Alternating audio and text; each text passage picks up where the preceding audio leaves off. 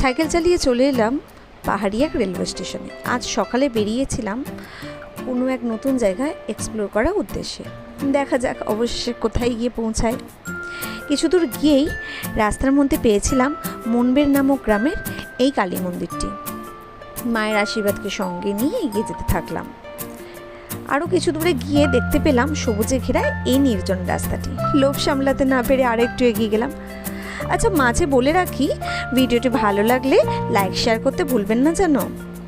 ইচ্ছা আছে শীতের আমেজকে গায়ে মেখে আবারও কোনো এক শীত ভরে এখানে এসে পৌঁছাবো, কিছুক্ষণ সময় কাটিয়ে যাব। কিছু দূর গিয়ে আমরা পৌঁছে গিয়েছিলাম এই স্টেশনটির নাম হচ্ছে ঝালুয়াবের স্টেশন। এটা হাওড়া জেলায় অবস্থিত।